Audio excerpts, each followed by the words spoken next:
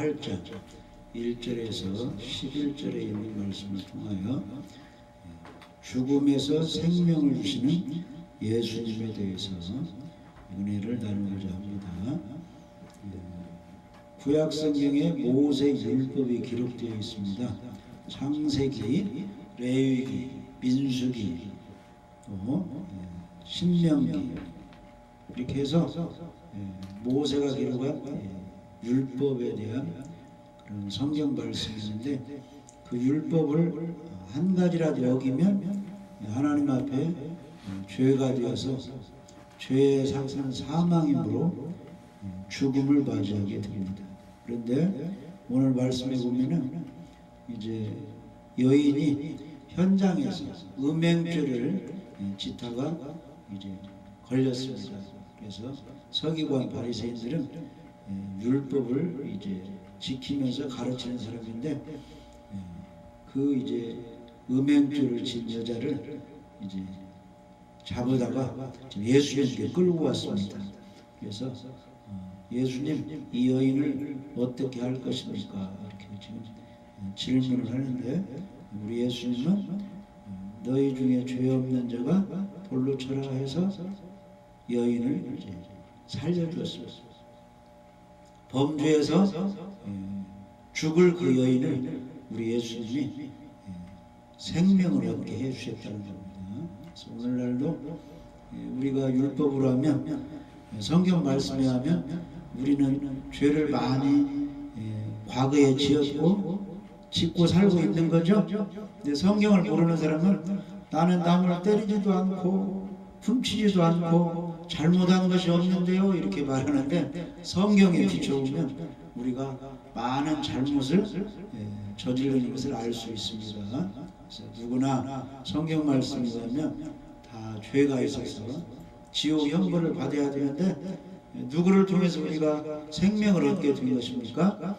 우리 예수님을 통해서 죄 용서받고 생명을 얻게 된 것입니다.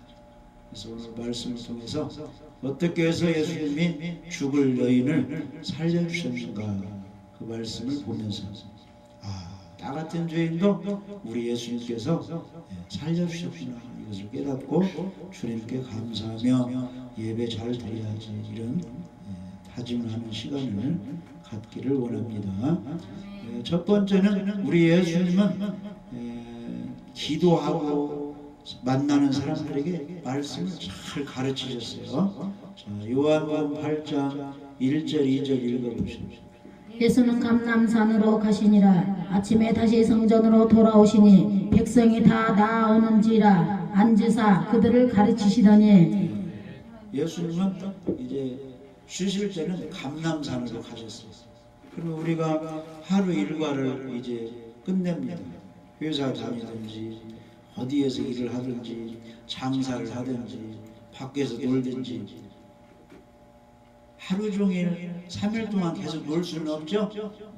하루 이렇게 여행하고 놀았어도 밤에는 쉬어야 되겠죠.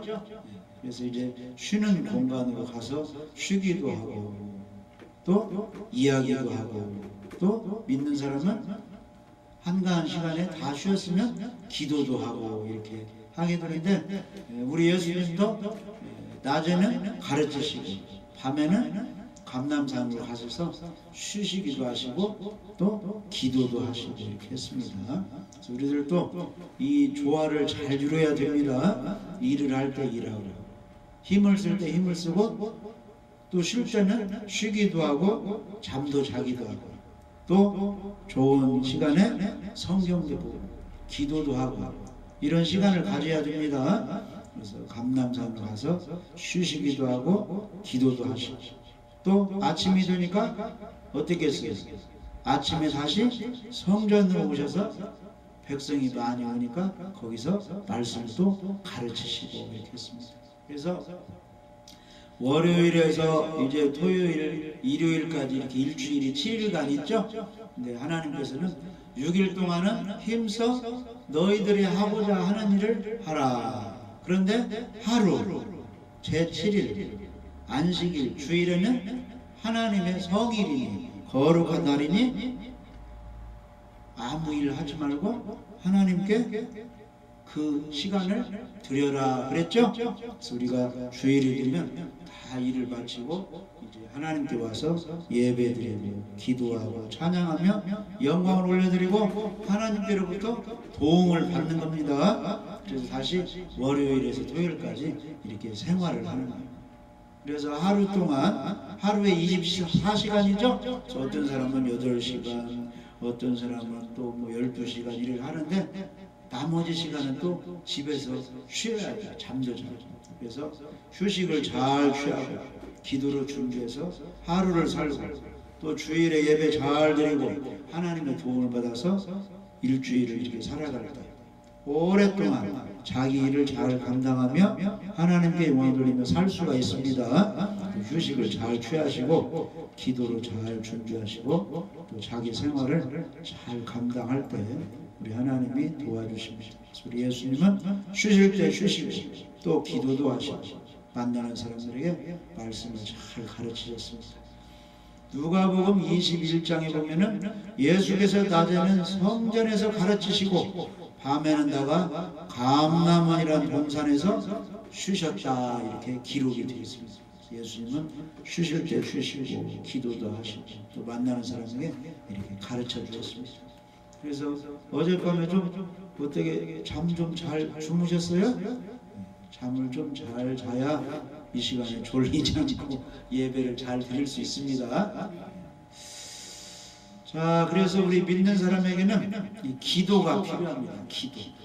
예수님은 산에서 주로 기도하셨는데 우리들은 집에서 또 이렇게 성전에 왔을 때 기도를 좀 이렇게 해야 됩니다. 그래서 기도를 해야 마귀 시험을 이길 수가 있어요. 그래서 마가복음 14장 38절에는 시험에 들지 않게 깨어있어 기도하라. 마음에는 원이로되 육신이 약하다. 내 마음은 성경을 읽고 싶다, 교회에 가고 싶다, 예배드리고 싶다, 기도하고 싶다, 착하게 살고 싶다 하는데 마음은 원인데 육신이 말을 안 하는 거예요. 왜냐? 기도를 하지 않으면 그런 능력이 없는 거예요.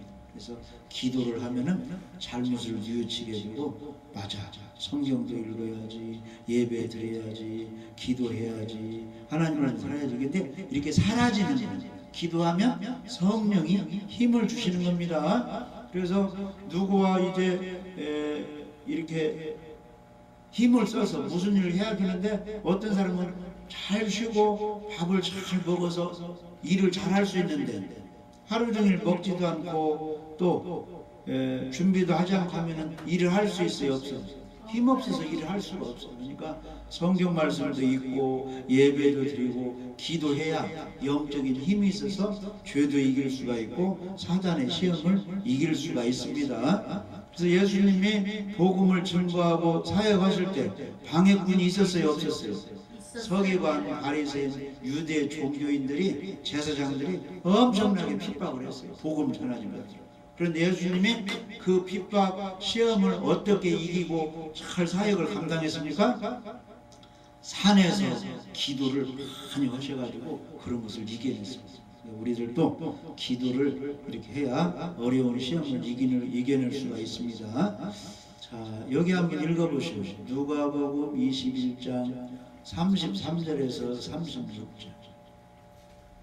누가복음 21장 33절에서 36절.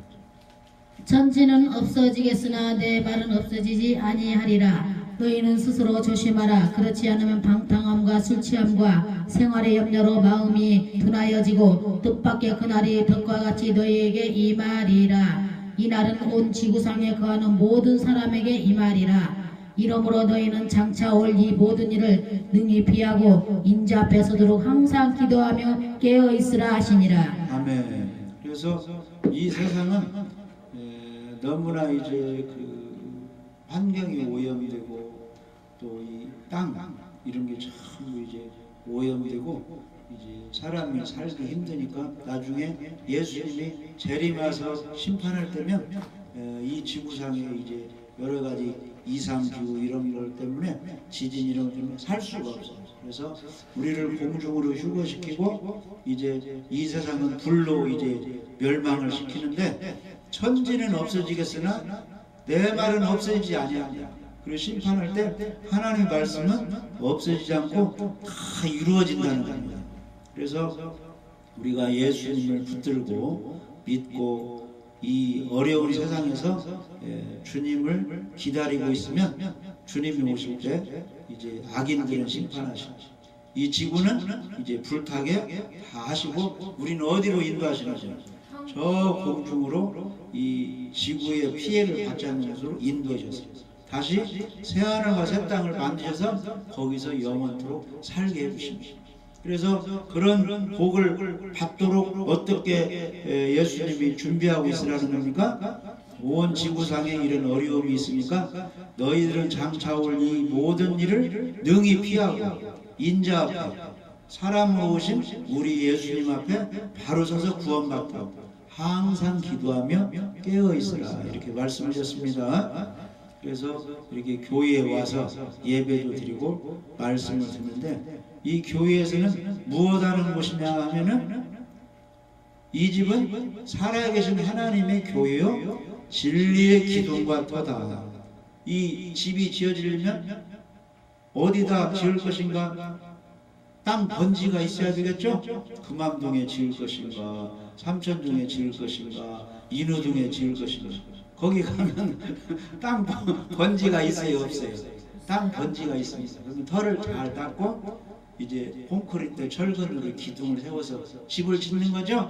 그런데 뭐가 이제 교회의 터전 기둥이냐면은 진리가 기둥이랍니다. 진리가 터전, 진리가 기둥이랍니다. 진리는 누구냐? 변치 않는 하나님의 생명의 말씀인데 그분이 예수님. 그래서 교회의 기초, 교회의 집, 기둥 그것은 다 누가 그렇게 되신다는 거예요. 진리이신 예수님이 그렇게 되신다는 거예요. 예수님. 할렐루야. 그래서 교회에 다니는 사람은 누구에 대해서 잘 알아야 돼요. 예수님에 대해서 잘 알아야 돼요. 근데 예수님을 잘 알으려면 목사가 예수님에 대해서 가르쳐 줘야 돼요. 안 가르쳐야 돼요. 잘 가르쳐 줘야 돼요. 근데 이단 교회라든지 다른 종교에서는 다른 것 가르치고 예수님을 안 가르쳐 주죠. 그러니까 구원받을 수가 없어요. 그러니까 이게 교회 다니는 사람은 다른 건 몰라도 예수님에 대해서 잘 배워서 구원을 받아야 됩니다. 교회의 주인은 바로 예수님이시죠. 그래서 예수님은 누구시냐 하면은 디모데전서 3장 16절 한번 읽어보시죠. 그도다 경건의 비밀이여 그렇지 않다 하는 이 없도다. 그는 육신으로 나타난 바 되시고 영으로 의롭다 하심을 받으시고 천사들에게 보이시고 만국에서 전파되시고 세상에서 믿음 바 되시고 영광 가운데서 올려지셨느니라. 아멘. 그래서 이 집은 하나님의 성전은 하나님의 교회요 진리의 기둥과 터전이라는 거예요.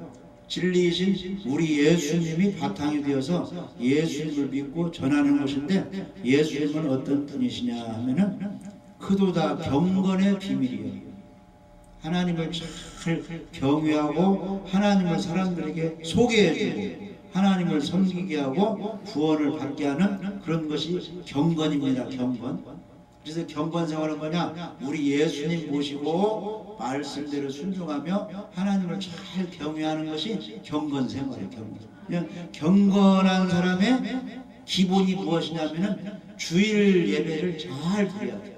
일주일을 자기가 사용하고 주일이 되면 하나님 가서 일단 예배 드리는 사람이 경건한 사람, 다른 말로 하면 예수님 믿는 사람, 하나님을 경외하는 사람이 되는 겁니다. 예수님이 그 경건 생활을 잘 하셨어요. 우리 천지를 창조하신 하나님을 의지하며 하나님께 이제 기도하며 오직 누구에게만 경배하라고 했어요. 오직 하나님께만 경배하라 그랬죠. 그래서 그 경건의 비밀, 예수님에 대한 하나님을 잘 섬긴 예수님에 대한 비밀을 알게 하는데 그 비밀이 무엇이냐면은 그분은 육신으로 나타나셨다는 겁니다. 원래 저 하늘나라에 계셨는데 성령으로 마리아 몸속에 잉태해서 이 땅에 오셨다는 거예요. 언제 오셨어요? 2000년 전에 저 이스라엘 베들레헴에 오셨죠? 육신을 입고 이렇게 오셨죠. 33세에 어떻겠어요? 우리의 죄를 지고 십자가에 죽으시고 성령으로 부활하셨어요. 하나님을 통해서 부활하셔서 아, 예수님은 하나님의 아들, 구원자, 창조주, 의로우신 분이다, 이것이 증명이 됐어요. 다른 사람들은 죽어갖고 부활된 경우가 있어요, 없어요? 사람 중에는 죽은 사람이 이 무덤이 열려서 부활한 경우가 하나도 없어요. 왜냐? 다 죄인이라 그냥 죽은 거예요. 근데 우리 예수님은 죽으셨다가 무덤에서 다시 살아났다는 것은 그분은 의로우신 분, 참신 하나님 능력자라는 것이 증명이 되었습니다. 그리고 천사들에게 보이고 막달라 마리아 제자들에게 다 보여주고 이 세상에서 예수님 믿어야 구원이다, 이게 복음이 전파돼요. 만국에서 전파되시고 세상 사람들 중에 믿는 사람이 생겼어요, 안 생겼어요? 예수님 제자를 비롯하여 많은 믿는 사람이 이제 나타나게 되고 믿는 사람이 생기게 되고 영광 가운데 하늘로 올라가셨어요, 우리 예수. 그 분을 우리가 구원자로 믿는 것입니다. 그래서 이 땅에 예수님이 구원자라고 믿을 만한 증거가 무엇인가? 예수님이 병을 고쳐주었다고, 귀신을 쫓아내주었다고, 풍랑을 잠잠케 해줬다고 구원자란 증명이 아니고, 예수님이 우리의 구원자란 증명은 그분이 죽으셨다가 부활하신 것, 그것이 구원자의 증거가 되는 겁니다. 그러니까 나는 병 고침 받았어요, 귀신이 떠나가는 걸 내가 체험했어요, 이게 구원의 증거가 아니고, 구원의 증거는 예수님이 나를 위해서 십자가에 죽으시고 부활하셨습니다, 나는 그것을 믿습니다, 이것이 그 사람 구원받은 증거가 되고 예수님이 그리스도 구원자신 증거가 되는 것입니다. 그것을 증언하는 것이 예수님의 제자들이 할 일이고 우리가 할 일입니다. 그러니까 나가서 전도할 때 무슨 얘기를 해줘야 돼요? 우리 죄를 위해서 죽으시고 그분은 살아나셨습니다, 그 예수를 믿으면 죄가 용서 천국 갑니다, 이걸 말해줘야 전도하는 내용이 되는 겁니다. 자, 사도행전 5장 30절에서 32절 한번 읽어보시죠. 우리가 믿어야 할 것이 있고 너희가 나무에 달아 죽인 예수를 우리 조상의 하나님이 살리시고 이스라엘에게 회개함과 제사함을 주시려고 그를 오른손으로 높이사 임금과 구주로 삼으셨느니라. 우리는 이 일의 증인이요 하나님이 자기에게 순종하는 사람들에게 주신 성령도 그러하니라 하더라. 아멘. 너희가 나무에 달아 죽인 예수를 우리 조상 하나님이 살리셨다는 겁니다. 그래서 어떻게 했어요? 예수님을 믿어서 죄를 회개하고 죄사함을 받으라. 그래서 우리 하나님께서 이스라엘에게 회개함과 죄사함을 주시려고 그를 오른손으로 높이사 부활시키고 하늘로 올라가셨죠, 예수님이. 그래서 우리 믿는 사람에게는 그 예수님이 임금과 구주가 되셨다는 거예요. 그래서 우리가 믿는 근거가 무엇이냐? 우리 예수님이 죽으시고 부활했습니다. 누구를 위해서요? 나를 위해서. 내가 그걸 믿습니다 하면은 그게 구원의 증거가 되는 거예요. 그런데 그 사실을 모르고 내가 병 고침 받았으니까, 기도해서 응답 받았으니까, 무슨 체험을 했습니까, 나 구원 받았습니다 하면은 그게 가짜가 되는 거예요. 그걸로는 예수님이 천국 가게 못 해주십니다. 십자가에 죽으신 부활한 예수님을 구원자로 믿을 때 구원해 주시는 거예요. 그러니까 내가 지금 예수님을 믿고 있는데 무엇을 믿고 있는가 자기가 한번 점검해 봐야 돼요. 내가 무엇을 믿고 있는가. 그래서 당신은 어떻게 해서 구원을 받았습니까 하면은 이 성경 내용을 아는 사람은 어떻게 대답하겠어요? 예수님이 내 죄를 위해서 죽으시고 부활해서 내 모든 죄를 용서해 주신 것을 내가 믿으니까 나는 죄 용서하고 구원받았습니다, 이렇게 말하겠죠? 근데 그걸 모르는 사람은 당신이 어떻게 해서 구원받았습니까 하면은 그냥 얼버무리고 내가 10년 전에 20년 전에 이렇게 죽을 고비를 넘겼는데 교회 와가지고 하나님 만나가지고 이렇게 해결받았다고 이런 얘기만 하면은 예수님이 구원을 해줄 수 있어요, 없어요? 구원해 줄 수가 없어요. 그러니까 내가 무엇을 믿어서 구원받았는가를 확실히 믿고 남에게 발표, 표현, 말을 할 수가 있어야 됩니다. 그러니까 나는 복음을 믿기 때문에 구원받았습니다. 예수님이 복음을 전하고 복음을 믿는 사람은, 믿고 침례받는 사람은 구원받는다고 했으니까 나는 믿고 그렇게 했으니까 나는 구원받았습니다, 이렇게 하면은 정확한 그 답이 되고 정확한 믿음이 드는 겁니다. 그런데 그렇게 믿지 못하고 답을 못하는 사람이 너무 많이 있는 거예요. 우리는 확실히 믿고 확실하게 말씀대로 생활을 해야 구원도 받고 상을 받을 수가 있습니다. 그래서 마태복음 25장에 보면은 두 여인들이 나오잖아요. 지혜로운 여자들이 있고 미련한 여자들이 있어요. 근데 둘 다 교인은 다니니까 무엇을 가졌어요? 등을 가졌어요. 둘 다. 근데 지혜로운 여인들은 등을 가지고 또 뭘 가지고 다니는 거예요? 기름병을 이렇게 가지고 다니는 기름. 떨어지면 부으려고. 그런데 미련한 여인들은 등만 가지고 다녀요. 나중에 이제 피곤하니까 야 자자 해가지고 불 끄고 이제 다 잤어요. 근데 한밤중에 신랑이 왔으니까 신부들이여 준비하라 하니까 이제 이 들러리들이 이제 신부를 이제 신랑으로 인도하려고 깜깜한 밤이니까 뭘 켜는 거예요? 불을 켜요. 불을 켜서 이렇게 하는데 지혜로운 당신은 기름이 넉넉히 있으니까 불이 붙어서 화려해서 그 등 가지고 이제 신랑 맞으러 막 갔어요. 등을 가지고. 근데 미련한 그 처녀들은 불을 켜보니까 기름이 다 떨어져 가지고 불이 안 붙는 깜깜하니까 등을 들고 가야 신랑을 맞이할 수 있는데 등에 불이 안 켜지니까 가지고 있는 등이 소용이 있어요? 없어요? 아무 소용이 없어요. 그래서 이제 밝은 등불을 가진 그 이제 지혜로운 다섯 처녀만 예수님 모시고 해서 천국문으로 들어갔다는 거예요. 근데 이 미련한 자신은 불이 안 납니다. 기름이 없어가지고 기위를 놓쳐버리더라고요. 이게 무슨 뜻이냐면은 주님이 오시면 반드시 성령의 기름이 있어서 구원받는 확실한 복음대로 믿는 믿음이 있는 사람만 구원을 받는데 이 미련한 자신은 교회를 10년 20년 다녔어도 그 준비를 안 해서 내가 그냥 교회 다니고 함께 예배드리고 찬양하고 전도하고 봉사하면 천국 가겠지 했는데 예수님은 천국 갈 때 무엇을 보는 거예요? 십자가 믿음을 부활을 믿었느냐 안 믿느냐 이걸 보기 때문에 그 믿음이 없어가지고 천국에 들어갈 기회를 잃어버려요.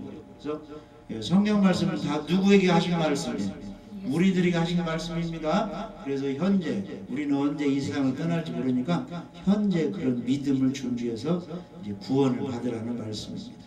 그래서 사도행전 5장 42절에 보면은 예수님이 사람을 만날 때마다 말씀을 가르쳤죠. 그러면 저는 초대교회 때도 예수님의 제자들이 성전에 있든지 집에 있든지 예수님은 그리스도 구원자라 이렇게 자꾸 가르쳐주고 전도하고 그런 일을 했습니다. 그래서 예수님이 감람산에서 쉬시고 기도하시고 성전에 또 오셔서 가르치신 것처럼 우리를 또 쉴 때 쉬고 기도할 때 기도하고 또 복음을 믿고 교회 와서 성경 말씀을 배우고 남에게 또 가르쳐 줄 때는 잘 가르쳐 줘야 됩니다.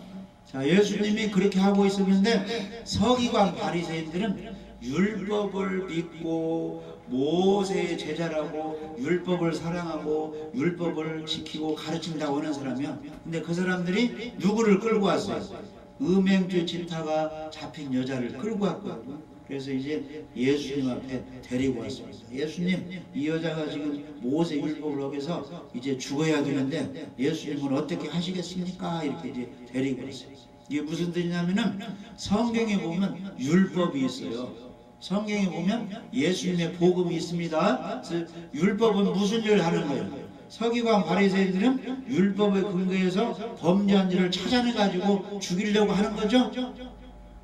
그래서 율법은 우리들에게 죄를 용서해 주는 것이 아니고 야, 너 무슨 죄를 지었느냐 성경에 한번 보자 이렇게 해서 죄를 지적하는 일을 율법이 하는 거예요.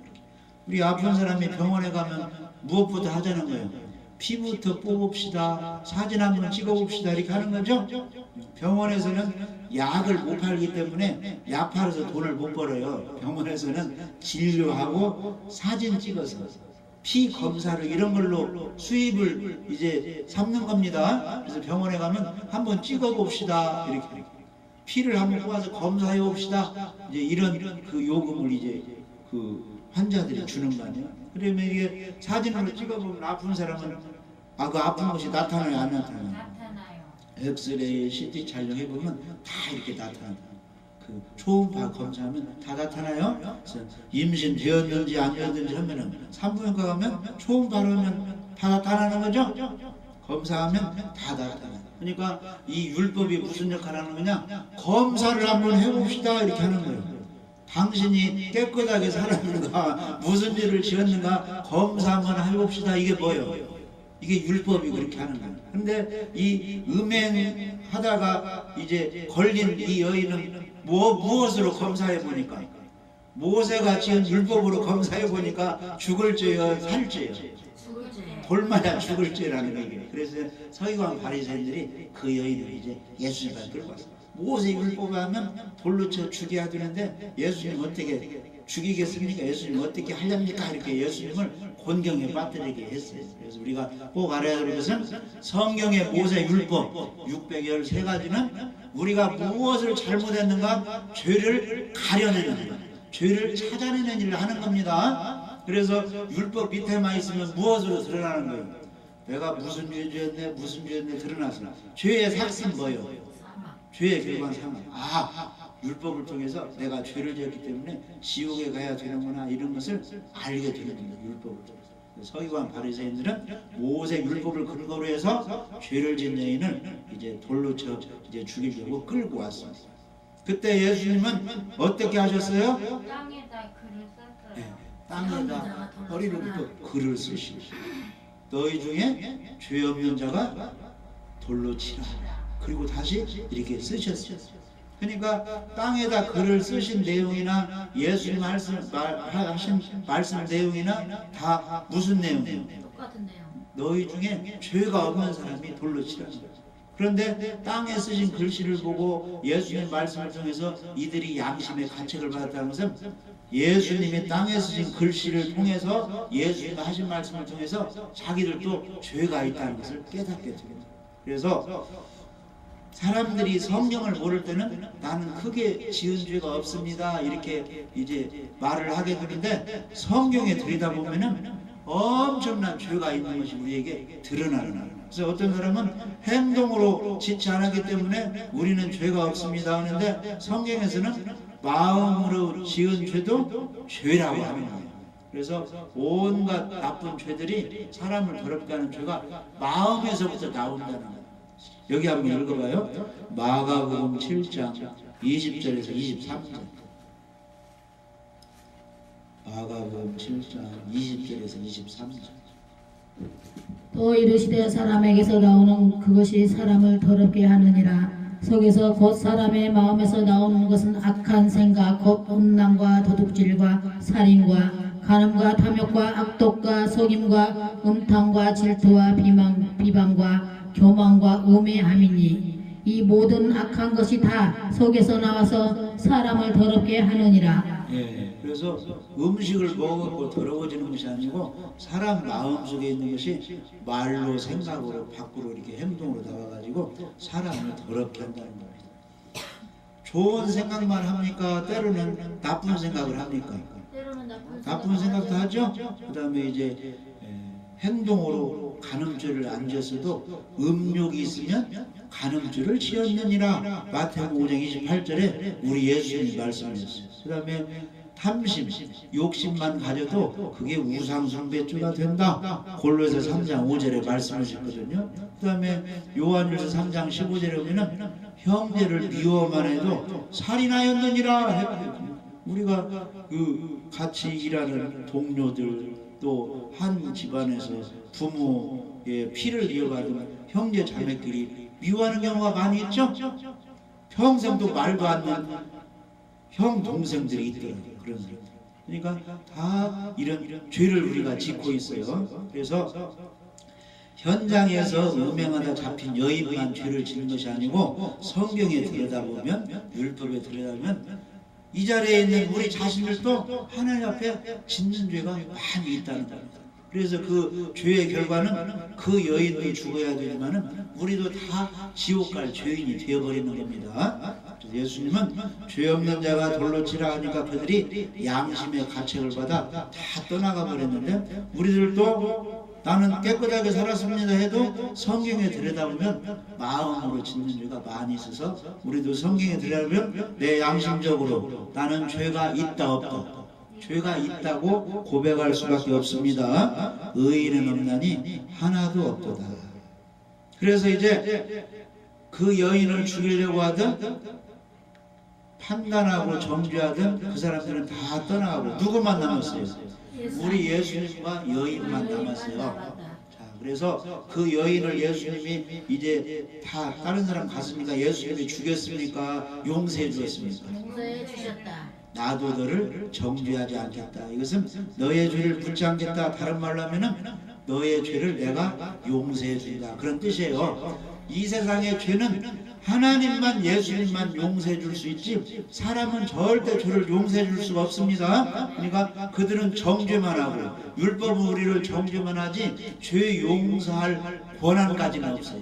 죄 용서는 십자가에 죽으시고 부활하신 예수님만 우리의 죄를 용서해 주십니다. 그래서 죄 용서를 받으려면은 죄인이 다른 데 있으면 율법 아래에 있으면 서기관 바리새인 유대인 밑에 있으면 돌 맞아 죽어야 되는데 그 사람들은 떠나가고 우리 예수님 아래에 예수님 앞에 이 여인이 와 있기 때문에 여인이 죽을 상황에서 생명을 얻게 되었어요. 왜냐?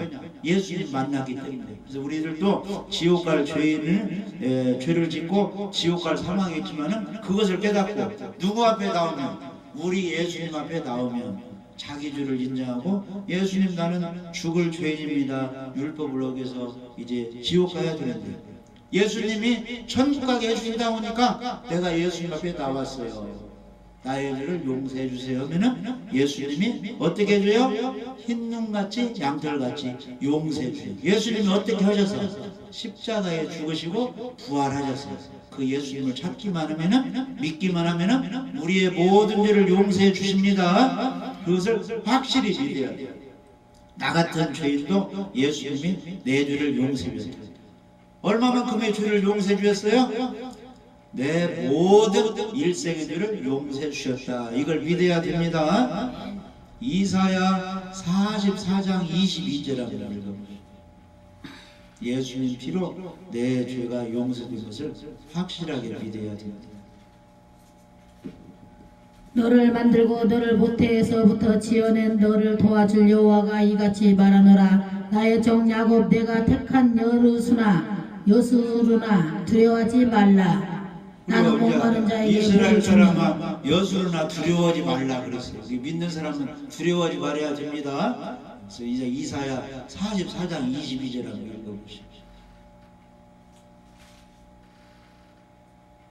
믿는 사람은 두려워하지 말아야 구름같이 내 죄를 안개같이 없애하였으니 너는 내게로 돌아오라. 내가 너를 구속하였음이니라. 아멘. 여러분들 구름 낄 때 비 오는 거 다 봤죠? 그러면 비가 많이 오면은 아유 날씨가 이제 개었으면 하겠다 하는데 어느 날 또 이제 비가 끊치면 구름이 바람에 의해서 다 몰려가면 맑은 하늘이 이제 되는 거죠? 태양빛이 뜨고 그때는 구름이 있어요 없어요? 새벽에 안개가 잘 오겠다가 낮 12시 되면 안개가 다 거쳐버렸죠? 그런 것처럼 구름이 사라짐 같이 안개가 다 거친 것처럼 너희들 속에 있는 검은 죄를 다 더러운 죄를 예수님을 믿는다고 하면 예수님으로 하얗게 깨끗하게 용서해 주겠다는 거예요. 그걸 우리가 믿어야 돼요. 주님의 보혈로 내 모든 죄가 사해졌다. 이걸 믿어야 됩니다. 그래서 우리 예수님은 십자가에 죽으시고 부활하셨어요. 무슨 문제를 해결해 주셨느냐? 우리의 죄 문제를 해결해 주셨습니다. 그렇게 믿을 때 그 사람이 의인이 되어서 구원을 받습니다. 그래서 나도 너를 정죄하지 않는다 하는데 우리 예수 믿는 사람을 우리 예수님이 정죄하지 않고 예수님 제자 하나님 자녀 삼아주셔서 천국으로 인도해 주시는 겁니다. 그래서 여기 읽고 마칩시다. 로마서 8장 1절 2절. 그러므로 이제 그리스도 예수 안에 있는 자에게는 결코 정죄함이 없나니 이는 그리스도 예수 안에 있는 생명의 성령의 법이 죄와 사망의 법에서 너를 해방하였습니다. 아멘. 그래서 누구든지 예수님을 구원자로 믿고 예수님 믿고 하나님께 나와 예배드리고 감사하는 사람에게는 정죄함이 없다. 정죄라는 것은 재판을 해봐서 죄가 있으면 판결을 어떻게 내리는 거예요. 몇 년 이제 형을 살아야 된다 이렇게 땅땅땅 하면 집으로 이제 풀려나는 거예요. 바로 교도소로 가는 거예요. 재판마다 형이 확정되면 교도소로 가는 거예요. 이 형이 확정돼서 죄가 있다는 것이 정죄. 근데 우리 예수님 안에서는 죄가 흰 눈과 장같이 깨끗하게 되기 때문에 정죄해서 심판한다는 거예요, 안 한다는 거예요. 안 한다.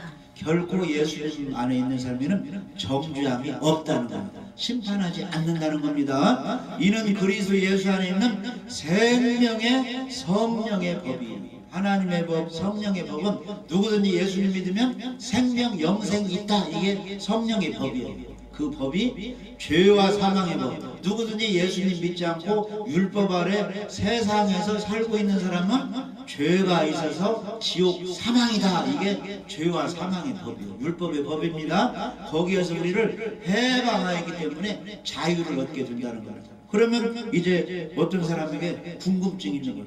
아, 예수님이 모든 일을 다 용서해 줬으니 내가 죄를 지어도 괜찮은가? 그건 아니에요. 우리 믿는 사람이 죄 용서 받아서 구원은 받았지만은 우리 믿는 사람이 잘못하고 죄를 지면은 생활 속에 이 몸에 병이 든다든지 생활 속에 어려움이 환난이 오는 거예요. 그러면 병이 들고 어려운 환난 고난이 오면 살아가는데 힘이 들어요. 굉장히 어려움이 많아요. 그러니까 구원 받았어도 계속 성경도 안 읽고 예배 안 드리고 죄만 지면은 생활 속에 어려움이 있으니까 답답해서 살 수 있어요, 없어요? 그래서 계속 어려운 가운데 병원 생활하고 그냥 자식이 안 돼야 뭐가 안 돼야 어려워가지고 가난해서 막 쩔쩔 매며 사는 거예요. 그게 다 죄값이기 때문에 그렇게 살아야 돼요. 형통하고 밝은 빛에서 평안하게 살아야 돼요. 혈통하고 밝은 평안하게 살아야 되겠죠? 그래서 예배 드리면 잘못한 건 회개하고 성경대로 깨끗하게 살려고 힘을 쓰는 거예요. 왜냐? 좀 평안하게 살다가 천국 가야 될 거 아니에요. 아멘? 그래서 그 여인에게도 나도 너를 정죄해서 너를 이제 죽지 않고 살게 해줬는데 가서 어떻게 살아라는 거예요. 가서 다시는 죄를 범치 말고 행복하게 예수님 믿으면서 말씀에 순종하면서 율법을 지키면서 잘 행복하게 살아라고 예수님이 이렇게 말씀해 주었습니다. 할렐루야. 그래서 우리들도 이제 예수님도 구원받았으면 감사하면서 예배 잘 드리시고 기도하시고 성경 말씀에 순종하며 살면 하나님의 생활 속에서도 잘 되게 해주시고 크게 축복을 해주십니다. 내 영혼이 잘됨 같이 내가 범사에 잘되고 건강하노라 축복하노라 이렇게 말씀해 주셨습니다. 기도드립니다.